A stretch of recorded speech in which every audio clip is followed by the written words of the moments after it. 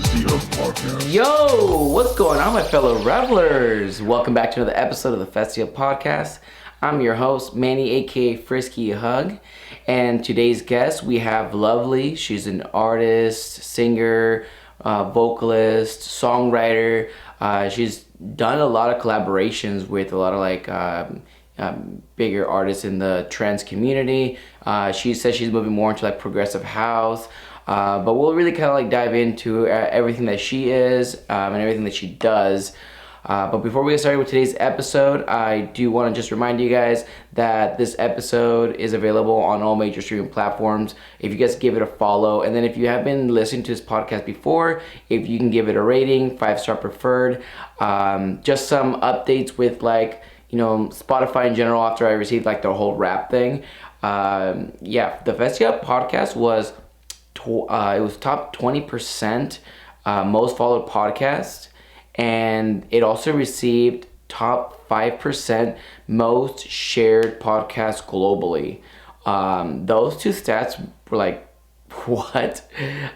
So keep doing what you guys are doing. I love to see the insights. That was really great to hear, and that's just on Spotify. It's not including like Apple Podcasts, SoundCloud, Google Podcasts, YouTube, and stuff like that. So like, just from the bottom of my heart, I really do appreciate everything you guys do. Thank you all to everyone that has been sharing my podcast. We are nearing towards Christmas, so I got my little Christmas hat. My roomie's gonna kill me if he sees this video. He sees that I moved his Christmas stuff out of the way. But yeah, we're nearing towards Christmas. We'll be at Decadence, Arizona to celebrate the new year. So if you're going to be at Decadence, Arizona, come and say hi. Definitely let me know. Go on my IG, just like, you know, be like, see you at Decadence or something. I will try to link up with as many of you as I can. And yeah, I'm really excited. I cannot wait to, wrap this year up, go into the next year. New year, new me. I think one of like my resolutions, which I think is probably a lot of people's, is like, you know, I gotta start working out. I've been really like lagging on working out, but you know, I have a couple of friends that are like, they're really determined to like really kind of like start going to the gym and doing all that. So like, I really want to put like a pep in my step. Hopefully get those achievements done, and I think that's it for just like updated things. I don't really know. I don't think I have any like actual New Year festivals lined up. I will be going to EDC Las Vegas. That is a for sure. For Electric Forest, I know like the lineup just came out for Electric Forest. I don't know if I'm gonna be going. I am kind of trying to figure out how I'm gonna do like a workshop for Electric Forest. And then for Ultra, everyone's been asking for Ultra. I don't think I'm gonna go to Ultra, but I will be going to Miami Music Week. I'll probably be going to a lot of like the pool parties, and then I'll be going to like a lot of the rooftop parties and maybe viewing Ultra from on top of like a skyscraper. So that might be like a better idea, I think. But yeah, I've been asked about all these festivals, so I'm just kind of like putting it all on the podcast now. But okay, this episode is with Lovlee, and enjoy the podcast. All right, so I'd like to welcome Lovlee to the Festy Hub Podcast. Hi, how are you? Hey, how's it going? Glad we could finally make this happen. I'm excited. I love it. I know. I was trying to get you to come in, was like last week, and then like somebody hit me up and was like, "Would you like to go to Dombresky's boat party in Miami?" And I'm just like, bitch. I'm like, shoot, on it, to be real with you, I probably wouldn't. I would have definitely gone to. I wouldn't have not gone. That's what my friends were saying, that like, dude, like if you got invited to Dombresky's boat party, just go. I'm like, but I hate making like plans, and then I have to be the guy to be like, hey, like reschedule time, because like. It's like, you know, I debated it for a whole day. I'm like, no, just stay at home, be a good boy. I'm like, but it's really hard to be a good boy when you're a bad boy. So so I went and I partied, and I took a friend with me, and he was like, dude, I've never been on like a boat party before, and I made his whole day, so that was worth it. And like, yeah, you know, boat parties are a vibe. I went to one in Miami for like Anjuna, so Marcus Scholes. I know we were talking off camera, but like Marcus Scholes, I think had a boat party, I think on Sunday. Oh, snap. I I think didn't know so. If not that. Saturday, it might have been Saturday. It was one of the two. If I would have known, Yeah. I would have gone. Like, but Yeah. you know, That's so dope. Yeah, he's sweet. but just for everybody here, if you could give us kind of an introduction about who you are, what you do, and stuff like that. Yeah, so my artist name is Lovlee. It's Lovlee. I came up with my name. I was starting to work with a lot of people in Europe, and they were like, "Oh, your vocals are so lovely." And I was named Lo, so then I went with Lovely, and it's 6 characteristics. It makes my OCD happy. So that's how the name came to be. I am a dance vocalist and writer, and I'm hoping to like do some more pop and just different like organic feels as well. But for right now, it's mainly doing dance collaborations in the dance world with all the DJs. I started to get noticed when I had my song Our Moon with Ferry Corsten in 2020, and then it was kind of like a little bit of a ripple effect from there. So yeah, that's basically what I'm up to right now. Have you ever thought of like having an artist? Well, say I hate saying DJ, but like you got to say DJ for this context, right? Have you ever had a DJ talk to you about making maybe like a remix of the song? Isn't it lovely? Isn't it I love that song. wonderful? And then you will be singing the part for the remix. Oh my God, I love that. I know that song. I used to listen to that. I was in this movie that I used to watch when I was little. I love that song. I That's think that would be super iconic if you had right. like a DJ do the instrumental parts for a song that you're gonna sing for. That's a kind of a cover, but also a remix too. That would be really cool. That Like a would be progressive house remix. yeah. Yeah, that would be really cool. Like, good idea. Thanks for that. That's what I do. I'll give you writer credit. Yeah. I had a friend. He because I do a lot of video recording, hence like the whole I'm a YouTuber vlogger, and I have a lot of footage of things. And somebody was like, "Hey, could you send me like every footage you got of like etc. event?"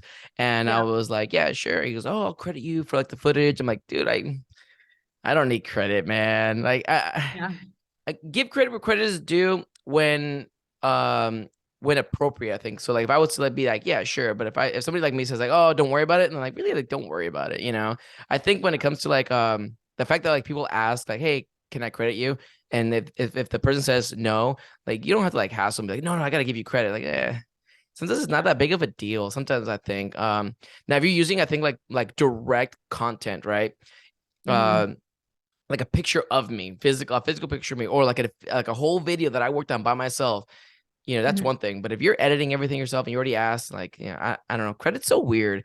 Some people think that crediting isn't even like noteworthy sometimes, like especially in Instagram. Somebody steals your content, they think they have every right to own it on Instagram because you decided to be public. Oh, sorry, we decided to be public celebrities, and now you can take everything that we own. Sorry, dude, try taking a Beyonce song. She will rip you apart. Yeah, exactly. There's this one artist that my friend really likes. She's a painter, and she posts all her stuff on Instagram as well, and you can like buy them on her website. And I went on Amazon the other day and I was looking at this dress and I was like, that looks really familiar. Somebody literally took her artwork and put it on a dress, and I sent it to my friend who like loves her work, and she was like, that's really messed up. I was like, yeah. Dude, that's not okay. I know. I was like, geez. Apparently that's why everybody says don't buy clothes from Shein, because they're ripping off like designers. Yeah, they rip off designers. They also go into like other people's websites, and they literally find a way of making whatever you made cheaper.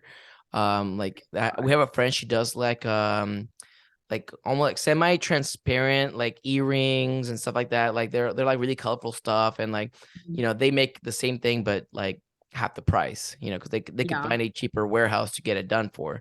But like I respect crediting.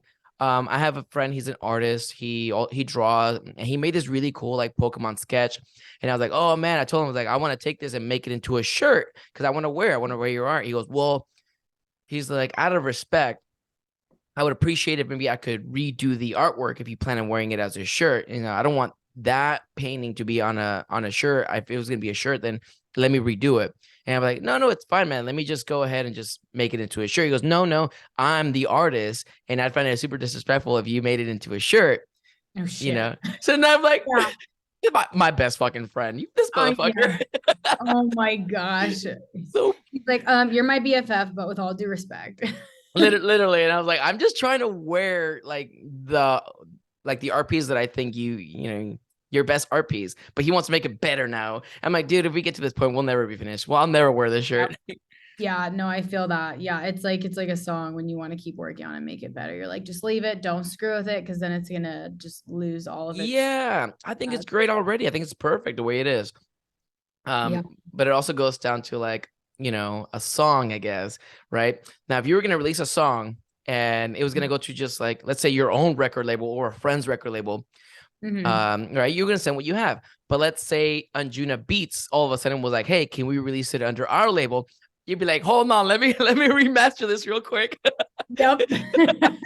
Or have them remaster, be like, Yeah, you can exactly. Then it's okay. So like I can understand why he said that, because sometimes I guess if he wants like my followers to see this product, it's different than if only his followers are gonna see it, because then he's like, he wasn't worried about it, but now he's like, oh shoot, it's gonna be on a shirt. That's a whole big deal. It's like, Yep.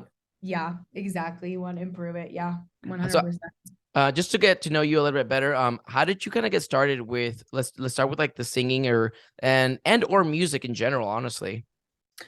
I've been singing since I was little. Like I started in the church and then I Mm. did it at school, and my mom was always super supportive. I like did basketball, soccer. I was a freaking ballerina. If I wanted to be an astronaut, she'd be right there with the video Yeah. camera. That's just the mom she was. Yeah, she's the best.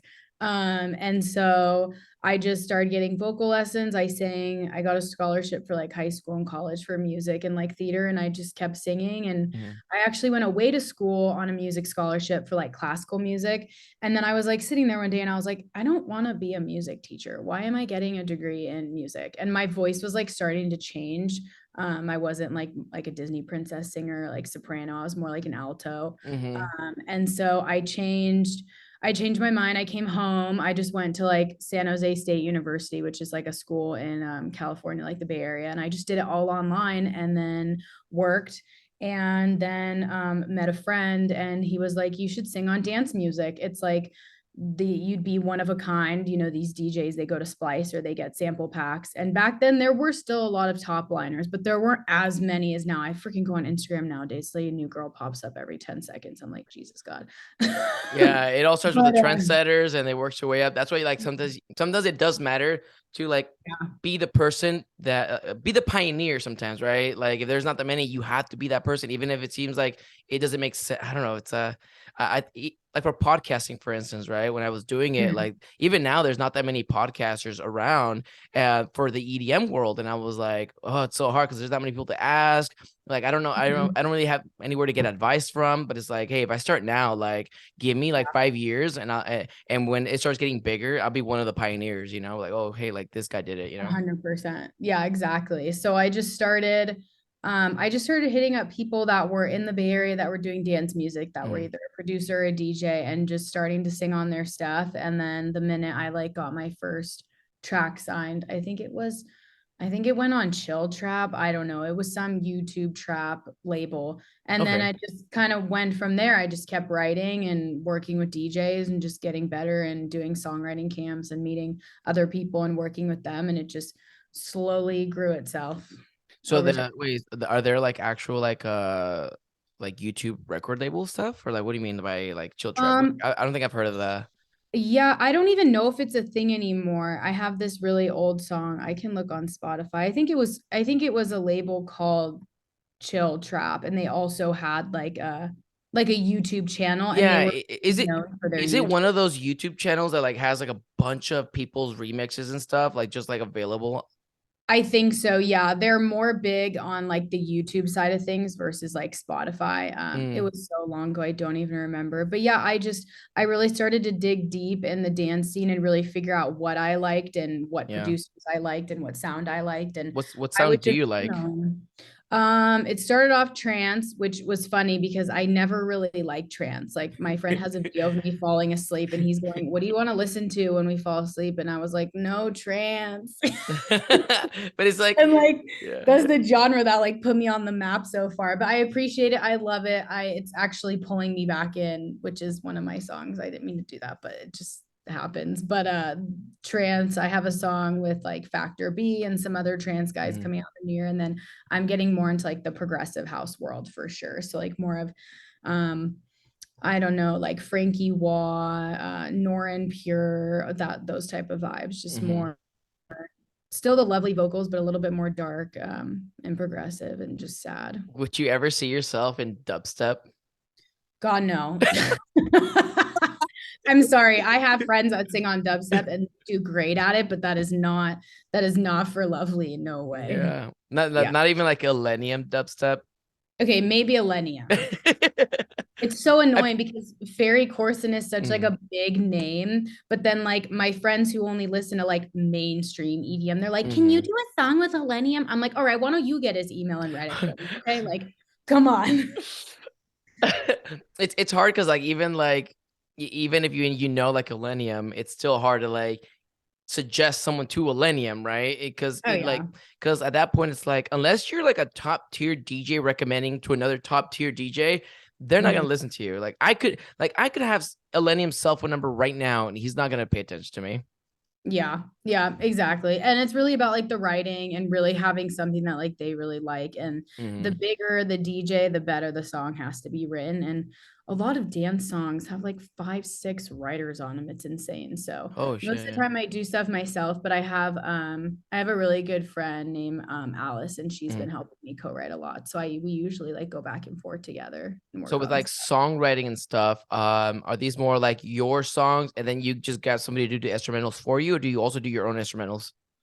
So for example, like with Our Moon, that was like on a very like chill pop song. That was going to be a single, but then I was like, maybe I should send it out and see what happens. And it was during COVID. I was bored just sitting there. So I started like sending it around, and however Ferry edited it and like did the BPM, however he fixed it, it worked for like a very progressive house track. So what he ended up doing was just taking the top line and then reproducing around it. So gotcha. Yeah. So Vocalist can either like write, like, let's just say like I have an old track on my laptop. I can write to that and shop it with that old track on it, but then let like the label or the DJ know, hey, I want you to like reproduce around this if you like the vocal. It's kind of just like a placeholder. If it was just like a piano and a vocal, it's just like a track and a vocal. Or sometimes the DJs send me an instrumental and then I write on the instrumental as well. Oh, so you could just either way, just hey, how can we make this work? Let's figure it out together. Yeah, exactly. Either way, most of them have been top line so far. And like with pulling me back in, that was actually another song with 2 other DJs, and then that fell through. And so I really liked the idea and I kept it and I shopped it with the old producer's production on it. And then that's when like Eli Brown and Siege and then Nora's label picked it up with like the new production around it. So neat stuff can always happen like that too. Yeah. And like, do you have to use the same programs, or do you guys use different programs, or like how does that apply? I think a lot of writers and like vocalists use Logic just because it's easy to like continuously keep recording takes. I've just gone so used to Ableton over the years. I use Ableton, and then I have like a TLM 103 mic and Apollo Solo interface and a brand new laptop. That's literally all I have, and I can get everything done. Yeah, I mean, I think a lot of people are using Ableton, period. Just nowadays, I think everyone's been shifting towards that. 100%. I mean, I think when it comes to like interfaces too, even like interfaces, everyone has like a different interfaces, right? You know, a lot of people like use Scarlett. I use an Evo 8. I used to not use an interface because I just like, I'll use a Yeti, which Yetis are great for like on the go projects. Like that was one of the things I debated when we were rescheduling. I was like, I'll just take my Yeti and I'll do it at the hotel. And then my friend's like, how are you gonna do it at the hotel? We had 30 minutes at the hotel before we had to go to the boat party. I'm like, maybe I'll just do it on the boat. Oh my gosh, you're so sweet. That would have been cool on the boat. You could be like a news anchor. You'd be like, all right, so we're out here on Don Bresky's boat. I'm interviewing Lovely right now, and then tune into Lovely. And then Don Bresky was feeding me shots, so I really doubt I would have been able to do that. Yeah. You're in Florida or Miami, right? I'm in Orlando. Yeah. Orlando. Okay. Yeah. My friend lives there, and everybody has a boat. I'm like, so y'all just go on your boats on the weekend? He's like, yeah, pretty much. I'm like, well, that's dope. Yeah. Yeah, that's fun. Yeah, I have both. I have a Scarlett and the Apollo. The Apollo's giving me trouble, but I have the Scarlett as a backup. I was gonna get a Scarlett. That was one of the things I wanted to get. I don't know what my cell phone is doing, because I don't know how to turn off. Oh, okay. So my buddy says that your cell phone does listen to you, but there's a way to like shut off so it doesn't listen to you. So the ad, so like you don't get like the ads that you keep listening. All the time. Yeah. But why would I want random ads? I want ads that pertain to me. Like, like True. The other day I was with my friend and we were just talking about her baby and her baby shower. And then I get home and I'm watching TV and baby shit pops up on my phone. Oh my God. So my cell phone listens to me, and it, because here's my conversations, and I literally put an Evo 8 on my advertisement. I looked at the reviews. Honestly, I want to get another one just for like on the go. Like it was, yeah. So I need to write that down. Evo 8. That's Evo good. 8. Okay. It's so good. It's usually just meant for like, it has a slot for 4 microphones. But it has like 2 like slots where it can like equalize it for you in case like you're speaking too loud and everything. So the first 2 will equalize, and the other 2 are just like they are what they are. But it's a maximum of 4 microphones, and I mean it has like 4 speakers and all sorts of, like, it's really cool. Really, it was like $200, like $250 or something. That's really good. And I was like, yeah, it's really good. So I'm like, I kind of want to get a second one versus like spending like, $700 to even $1,000 for like an interface that like really is just doing the same thing. Yeah, I gotta play around with the Apollo more, but I've been listening to my vocals in it and it sounds the same as a Scarlett. My friend's like, no, it's not. You're not presetting it right. And I'm like, all right, well, we're gonna that could be it too, though. Like, so like that's the thing about like even my Evo 8 is like I didn't know what the buttons did, so I wasn't pressing it at first, and then I started figuring it out, and I'm like, oh, okay, everything sounds completely different. Yeah, there's like 8 buttons on here. I'm not going to talk about how stupid I was trying to set it up the other day. I mean, even my camera is like, it's a GoPro. It's a GoPro 8. I didn't realize that I needed to change the settings on there because like my camera would go in and out of lighting, and I was like, I don't know what's going on. It must be the software. No, it's just your GoPro settings. Like, oh, that's good to know. Yeah, so everything matters. I really, Yeah, I agree. You don't know what you don't know, and that's been like I think the topic of like my last like 8 podcast episodes. You don't know what you don't know, But what else were you saying about like how you got started with music? And yeah, just like with the tracks, like either doing a top line or writing on the instrumental. That's pretty much where it's at. Right now I'm mainly trying to just get a bunch, like a huge folder of a bunch of new top lines to like shop out to the DJs in the year, and the labels, and just see who picks it up and who likes it. What DJs have you worked with like in the past? The ones that I've worked with so far, Ferry, Marcus, I worked with Eli Brown. I worked with Paul Thomas. I've worked with Braxton. It's mainly been in the progressive type of trance world. Who else? Way back then, I don't really count anything. Do you have a couple of just like songs that you've done just you? So most of these are just me as the writer. A few of them I've had co-writes on. A lot of the new stuff that's coming out has co-writes. Okay. I actually do have a single coming out that's called Melt. That is fully all me. Wrote it, my idea, and then I had my friend produce around it for me. He did a fantastic job. It's my baby. I love that song so much. What day is this? What's the release date on this? Actually, I was just emailing them right now. Oh, you haven't like decided yet? Yeah, I haven't decided.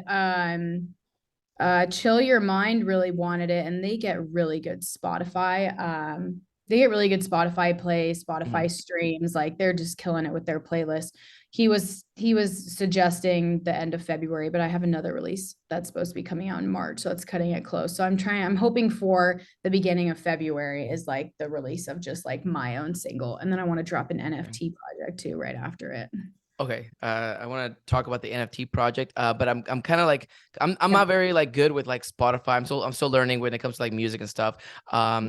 Are you trying to say that you're like releasing it within a label, and then that label what they do is they put your song on their Spotify, on their Spotify playlist, and then they play it as like, or how does that work? Like, yeah, so it'll get signed with them. We'll figure out the splits. It'll come out on my Spotify profile, and then Chill Your Mind has a bunch of playlists within their label that have like multiple followers. So like, like the big Spotify ones like Mint, or I don't know, like the workout one or something. Oh, okay. Yeah, they have stuff like that before their label that have a bunch of followers. So people just go cuckoo cuckoo over Oh. getting on a big playlist because it does help a lot. That's actually really good to know. Jesus, because I have so my roommate right now is like, he's trying to do the same thing where he's trying to release music on his Spotify. And he's asking me for help, and I'm like, I've never written a song in my life. I have no idea how to help you. Yeah. No, you can send it to me. I'll help him. I've been Yeah. really just trying, if I'm going to sign a portion of my rights or my splits over from a song that I wrote, I want the label to at least get it a good chunk of streams on Spotify playlist because that's the only way I can feel good about signing it. So it's a very chill song, so it works perfect for Mm. them. So we'll see. If not them, I'm just going to self-release it and it'll probably still be like beginning of February. Is there revenue with like Spotify? Yeah, there is, which to be real with you, it's pretty sad how it's paid by quarters. So like my song with Eli Brown came Mm. out May of 2021 and I just got an invoice from them. So that's like, Oh wow. yeah. Mhm. Wow. You won't be seeing a penny for a minute. Yeah.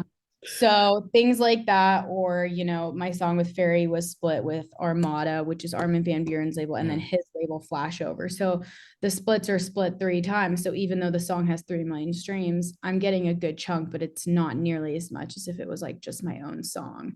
So if there's a way that you can release your music by yourself, all by yourself, Yeah, and while still yeah, getting all the getting like 1 million streams, hell yeah, I'd say 100% do that. You'll rack up the cha-ching pretty you quick. at first you kind of have to like give up, in order to receive. So, Yeah.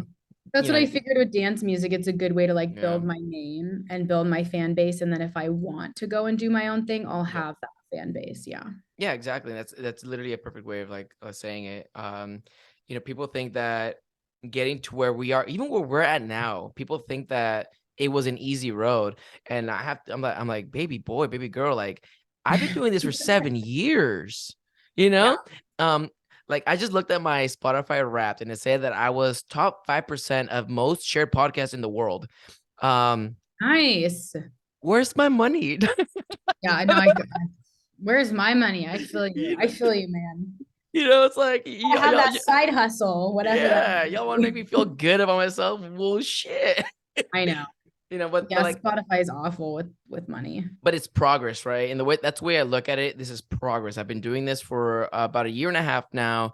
and it's like, nothing's easy in life, and expecting anything that we do is ridiculous, right? So, my roommate, who I love, he when I first arrived, because I moved in with my roommate. First thing he asks is, he's like, so when are you gonna start like making money off this podcast? Like, how's that gonna? I'm like, you think that after doing this podcast for 6 months, I'm just gonna start making money? People have been doing this for years that aren't collecting a single cent. Yeah. And Yeah. It's rough. Have you tried YouTube? Do you put everything on YouTube as well? yeah, I put everything on YouTube. Where, and it's gonna take some time to be like a partner. I think it was like off by like I think Mhm. 1,000 minutes. I was off by like 1,000 minutes. I need 4,000 minutes in order to like cross that line. So we'll see. Um, I'm very patient when it comes to that. I'm a very impatient person, but when it comes to like, monitoring my growth and my potential, I'm very patient with that because I know that like I know what the end result is going to be as long as I don't give up. As long as I don't give up, I'm going to be successful.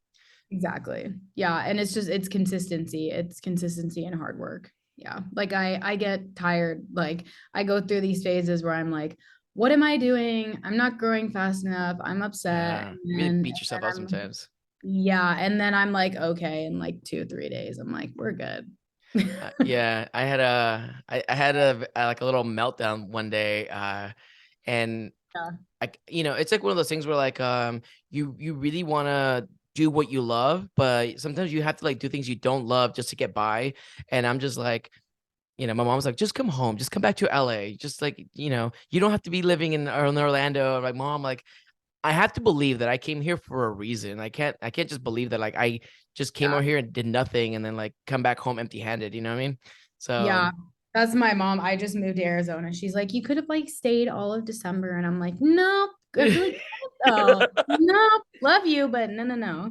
yeah, it's Uh, like I yeah. actually went so yeah, I'm originally from California too, and my mom has like a lot of family at her house, and even like my sister's house in LA where I was gonna be living at. She's got Mhm. 2 kids. I thought I was gonna have, like, my recording studio there and everything, and, I went to go visit, and, like, the kids are yelling, the kids are crying. Oh, I'm like, "No. No, yeah, no, no, no, no."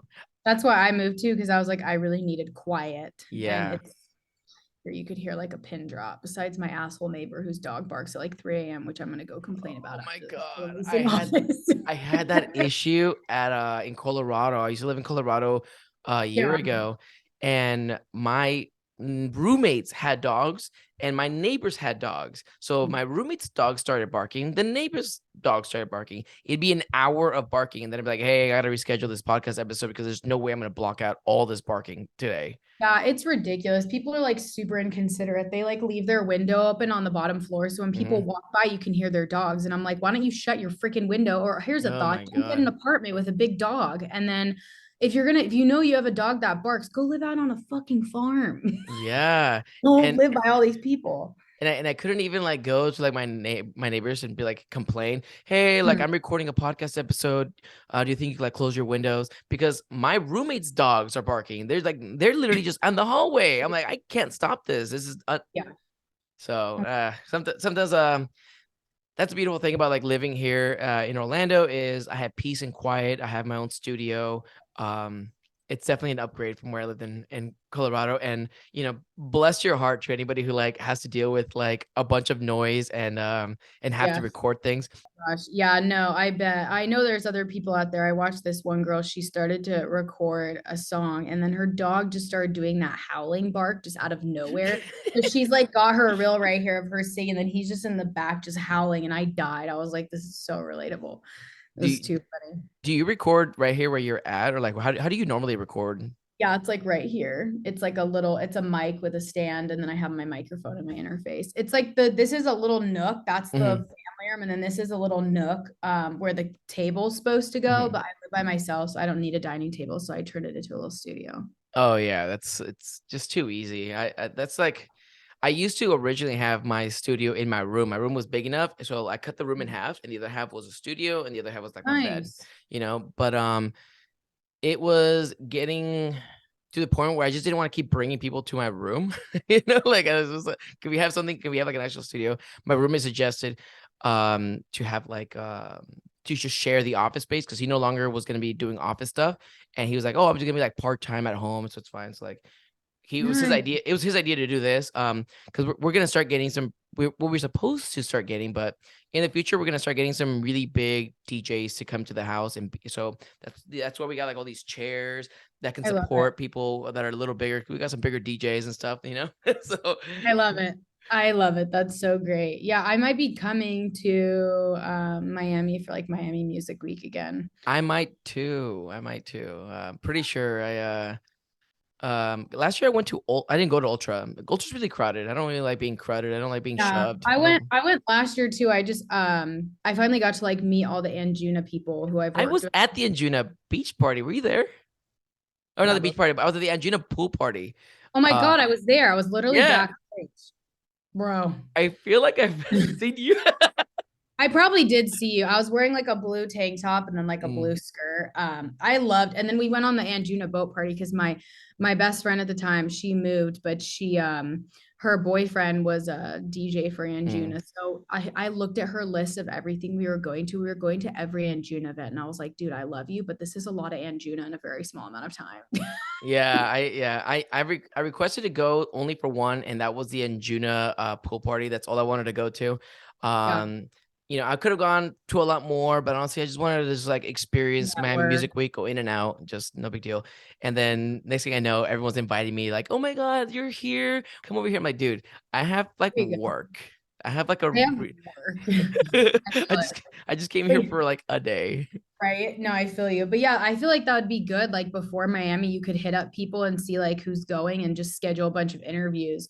I did an interview with, have you heard of Nexus Radio? I did an interview with them in Amsterdam. Mm-mm. They're coming back. They invited me to do one in Miami, but maybe I can maybe you guys can like work together. I don't know, or collab. Right? Sometimes like you don't really want to like do things while you're like partying because one, you're incoherent, or two, you're in the influence of something else. And I would hate to like upload something that you weren't 100% yourself with, when I upload it. It's like that's the only thing. It's like, so like I'm very weary about like doing that. I was gonna do it during Groove Cruise with gosh dang it, with Deepfake. I was gonna go to Deepfake's room and we're gonna like record and stuff like that, but like at that point I was just really tired, and I was hungover, and I'm like, oh, maybe they're hungover or they're tired. I don't know their habits, but like so for me it's like I sometimes I just like doing the whole Zoom thing, or maybe doing we're all sober. That's the only thing about like doing things at events is like, I don't know, like maybe catch them in the morning before they go to anything. Yeah. Because Amsterdam Music Festival, that was a huge party hard week, but I went to like writing party hardy. Yeah, party hardy. I was gonna say, but I was like, is that a word? But yeah, I went and I did like the writing camps during the day and was just hopped up on a shit ton of caffeine. And then at night I'd go meet with the DJs and have a couple of drinks. I try not to go too cuckoo, especially when like and DJ people are there. Like, I am Lovlee, so I don't want to look like a trashed just college girl. I know, right? I have done a couple like work stuff while we're doing events, obviously. I do tend to have like a lot of people at the house. Like, I just have a lot of friends. So I want to try to do like a podcast episode with a lot of people like in the living room. Yeah, it's just as bad as dogs barking. Yeah. So I give up. I feel it. Oh my gosh, that's so funny. But what else you got going on like in the future? Any projects aside from that song that you said you were going to? Are you going to any raves, festivals, aside from Miami Music Week, of course? Yeah, I have the single, and then I have a few other collaborations that are hopefully going to come out. I have like some really cool progressive house tracks that I worked on like during AD at the writing camp. I do want to go to Miami Music Week. I really want to go back to Europe and go to Tomorrowland. Hopefully by then maybe I can like have some of my songs played out, meet with some DJs. I do eventually want to figure out a way to get on stage and sing. It's really hard working with the DJs to sing on stage because the sound system, the place isn't, it's not what's the word? It's not suited for a vocalist. Like, even if you sing on the backing track, it still doesn't sound that great. And the people I've worked with are just huge perfectionists, which completely makes sense because they're successful in their career. So they either want to wait for a live show, which is like really hard, or just wait until the room is treated properly. Like, for a lot of the microphones that they use. So my friend, she's also like, she does like a melodic dubstep, and she does her own vocals as well. And like, I heard her sing her own song, and I'm like, it sounded very much different than like her song, because like the microphone quality just wasn't there. Yeah, exactly. And I think with EDM, it's very different than like Adele getting up there, because EDM, there's so many different elements going on in a production piece, and it's so much thicker and louder that when you turn all that down and you have a vocalist come up, it does kind of like kill the vibe for a little bit. And then once the song ramps up, so you got to really have like a good vocalist who can get like that energy back up in the crowd and just have it kind of all flow well together. So I was thinking of doing like a Lovlee band. My friend Corey, I just did a music video with him. So there was one guy doing the piano, and then another one playing one of those pad synths things and just doing the different presets and whatnot. And I like the vibe of having like two people next to me versus just like me up there all by myself.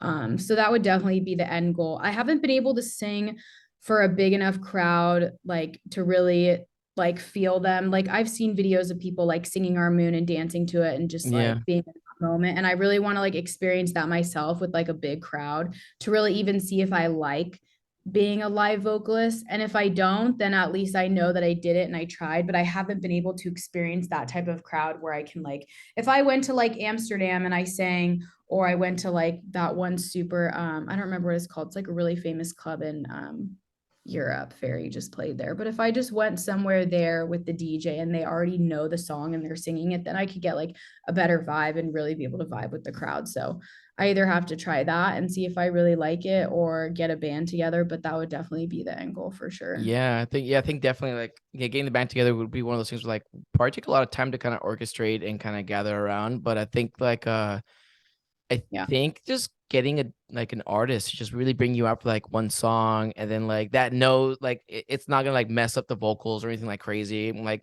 they're already singing in their songs already, like themselves. Yeah. And then have you come in as a special guest would like be no problem already. Like it's just like, oh, everything's already set 'cause we know what we're doing, you know? Exactly. Yeah, exactly. So I think once that opportunity happens and then people are like, okay, she can really rock it on stage, then it'll just be like a little ripple effect. So yeah, I think it's just dependent on who I work with and the type of venue and all that good stuff. Yeah, see, I'm a kind of guy that I love vocals in a song, and sometimes I complain that like there aren't Mhm. any vocals.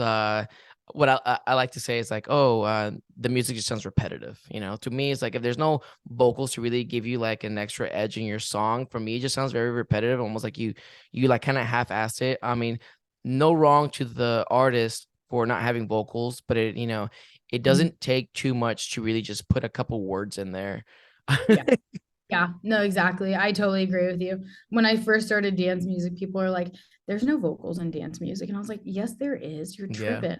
But it does depend on the song. Like sometimes I do stumble across certain songs where I feel so much emotion in them and there's no vocal, which I really appreciate because I draw yeah. like all my emotion from vocals. And then sometimes the tracks are so good without it. I'm like, if everybody can do that, that's one thing. But That's true.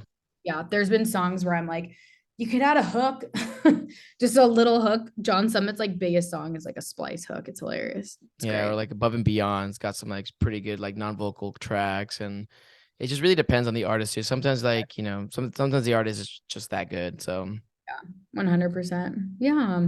for a vocalist, is it easier to be a female or a male? Like, have you found any hardships? Um, I'm not sure. The thing with me is that sometimes, like, if you're trying to reach out to somebody and you don't have your own team, like, I still Mm-hmm. do everything myself. I haven't found a manager to do a better job than how I've been doing so far. Mm-hmm. So I haven't found anyone, but there's there's a difference between like not having a team behind you. Sometimes things Mm-hmm. don't get done as fast. If you're not represented by somebody, they might not like take you as serious. You're right. And so I've seen that in cases where, especially like if I'm just the featured vocalist and the DJ is like a really big DJ, like they're gonna get specialties that like I don't get. Like they get to pick the release day or they get to pick the label or different things like Oh, so I'm just very careful who I work with now. I really make sure that I'm just valued as equally as the producer because the vocals, like recording and getting in a state to, you have to get into like an emotional state to record. Like producers can kind of mm-hmm. just get in there and produce. Like you can eat while you produce. Like I can't eat, I can't drink. I have to Right. literally get into like this vibe, like either a sad vibe or a happy vibe. And if you're having a great day and then you got to record this emotional song because it's due tomorrow, it's like it's not easy. Does your And voice ever get like raspy? Like, yeah, sometimes I usually drink like this one throat coat tea like while I'm recording. I just like uh, drink it like in between takes. But it's like you got to record, then you got yep. to comp, then you got to edit, then you got to, send it off, all that good stuff. So I think it definitely needs to be more equal. I definitely feel like there's people out there who don't see it the same how it is equal. Like So I then, still so get then they like don't value you the same. I, yeah. I don't think that they don't like see it the same. I don't think they just know. They just don't know. Yeah, exactly. That's what I think too. Yeah. Because I get a lot of hate for like being a content creator and the things that I do, and then I get like, I'll like go backstage, and then I'll go like on GA and like bump into some artists and stuff. They're like, "What? We don't have backstage. What do you get backstage?" And I'm like they don't see what I'm doing. Like nobody sees what I'm doing because only I know what I'm doing. And I'm just like, listen, the person who valued my work knows exactly what I'm doing, and they allowed me to be back there for a reason.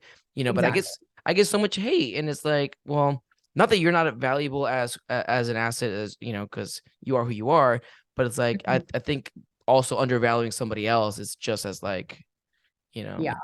I think people just need to have more of an open mind. I think like in terms of splits, I've heard now where like if a producer is going to pay a vocal fee that the Hmm. producer should also get a vocal fee, but I don't think that's right. I really What? yeah, some person on the phone told me that it was like a trial run management thing, but um I really solemnly believe on splits, and I don't take anything unless they pay me a vocal fee. Like I Mm, won't anymore. So it's yep. that simple. Preach. Yeah, And the hardest part about valuing your worth and your work is really putting your foot down. 100%. Yeah. Like I still get DMs where guys are like, "Can you sing on my track, but just take splits?" And I'm like, "No offense, but like these artists are still very small. So even if I did a song with them and we do splits, I'm not going to see any money from that." Hmm. So then at that point, let's just do a vocal buyout and you can pay for the vocal and you don't get like it's Oh either you yeah, do that's a super vocal smart. buyout. Yeah. Yeah. And then they don't put my name, but the whole reason of putting my name is because my name's grown really big. And so you have to pay more for the name. Like Halion probably charges like 6 grand, I maybe was just more. gonna mention Halion because okay, so you were talking about like, oh, having your own band and stuff like that. And I'm like, dude, I just saw Halion at Group Cruise, and that was amazing. Like Really? Did she do it all live? I'm so curious because I haven't seen her yet. she did the both two of the sets that I saw were both live. Now Cool. there was there was different audio on both. I think, I don't know, when I heard it in the auditorium, the sound was amazing. I mean, just wow, right? But when I heard it outside, it almost felt like the wind was carrying the audio away from my ears, and I'm like, I couldn't Right? really.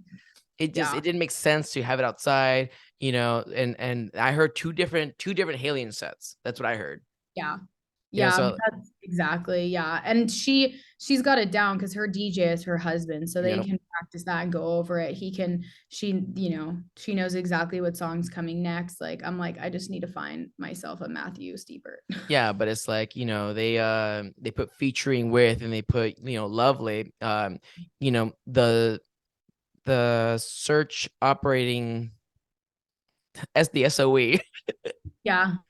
The when they search your name, you're gonna get a lot more views via the search, more clicks, because you're gonna get searched a lot more than an underrated artist, is going to be. Yeah. Unfortunately, that's just how it works. So sometimes like paying for your name is a Yeah. very It helps them in a sense. logical thing too. Yeah, of course. Exactly. We like to say we help each other and stuff. Maybe in the long run that's the case, but at some points in this moment, it's like I'm helping you, and eventually, hopefully, you'll help me. One of those things. Exactly. Yeah. And like I could just be like, oh, whatever, I'll sing on everything, but I don't want to spread my name so thin that it's not special, like Hmm. having my name on everything. Halion does a really good job of staying in her niche with like certain types of music and only releases very high quality, very like good writing, good vocals. And that's kind of what I'm going for too. Yeah, I had some friends. They asked one of the depths of artists, Lucy, to like do vocals for their song, and and they didn't pay for the name, so like it's like at this point nobody will ever know that, but it just Right. stays, and I was just saying as a track that like part isn't gonna get as many views anyways. Yeah.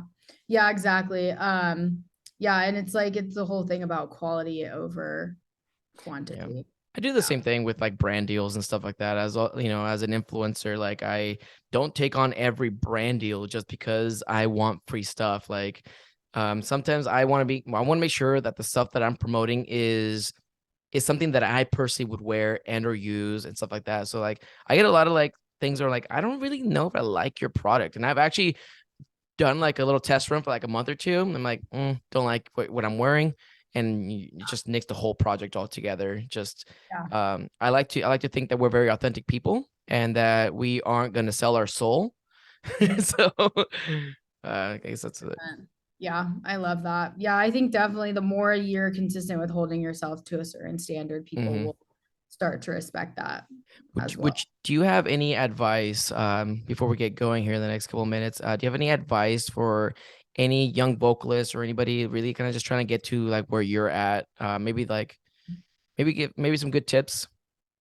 Yeah, I would say really listen to who you love, like in the dance world or wherever you're trying to send your music to, really like find your little niche that's special to you.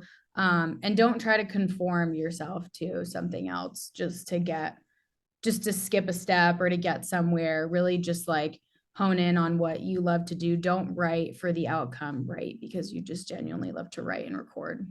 I would say that. I love that. And then where could the viewers find you if they wanted to check you out? Spotify. Are you on SoundCloud?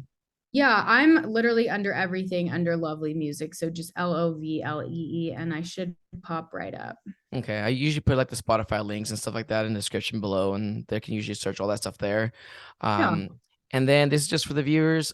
This episode is available on all major streaming platforms. The video version has changed. It used to be just on YouTube. It is now on YouTube and it's on Spotify. You can find both video versions on both there. And then I'm also on SoundCloud. A lot of people don't know that. But yeah, like I say at every episode, I will catch y'all at the next one. Bye. Bye, guys. Thank you.